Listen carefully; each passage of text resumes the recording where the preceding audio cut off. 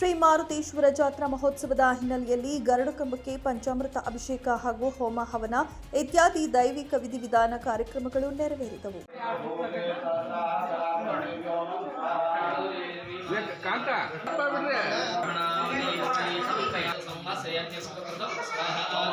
ಗದಗ ಜಿಲ್ಲೆಯ ತಿಮ್ಮಾಪುರ ಗ್ರಾಮದಲ್ಲಿ ಶ್ರೀ ಮಾರುತೇಶ್ವರ ಜಾತ್ರೆ ಮಹೋತ್ಸವದ ಅಂಗವಾಗಿ ದೇವಸ್ಥಾನದಲ್ಲಿ ಹೋಮವನ್ನ ಹುಬ್ಬಳ್ಳಿಯ ಪ್ರಸಿದ್ಧ ಗಂಗಾಧರ ಸುಗಮ ಶಾಸ್ತ್ರಿ ಹಾಗೂ ಗುರುಪ್ರಸಾದ್ ಭಟ್ ಅವರ ನೇತೃತ್ವದಲ್ಲಿ ನಡೆಯಿತು.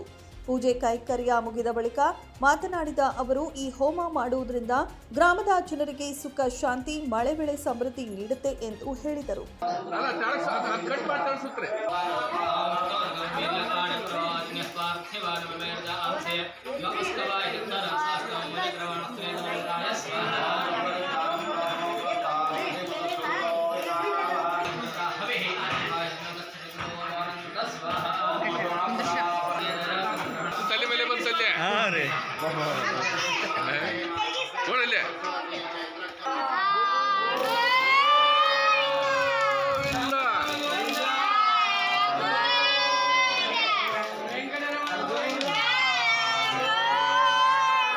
ಇನ್ನು ಈ ಧಾರ್ಮಿಕ ಕಾರ್ಯಕ್ರಮದಲ್ಲಿ ಹಿರಿಯರಾದ ರಾಮಣ್ಣ ದೇಸಾಯಿ, ರೈತ ಸಂಘದ ಗದಗ ಜಿಲ್ಲಾ ಅಧ್ಯಕ್ಷ ಯಲ್ಲಪ್ಪ ಹೆಚ್ ಬಾಬರಿ, ಸಂಗಪ್ಪ ಮಳ್ಳಿ, ಬಸಪ್ಪ ಸತ್ಯಪ್ಪನವರ ಚಿನ್ನಪ್ಪ ಬಿಸನಹಳ್ಳಿ, ಯಲ್ಲಪ್ಪ ಜೋಗಿನ ರಾಮಣ್ಣ ಬಾಜಿ, ಅರ್ಚಕರಾದ ಶೇಖಪ್ಪ ಪೂಜಾರ, ಹನುಮಪ್ಪ ಪೂಜಾರ, ಶ್ರೀಕಾಂತ ಪೂಜಾರ, ಶಂಕರಪ್ಪ ಪೂಜಾರ ಹಾಗೂ ನೂರಾರು ಭಕ್ತರು ಪಾಲ್ಗೊಂಡಿದ್ದರು.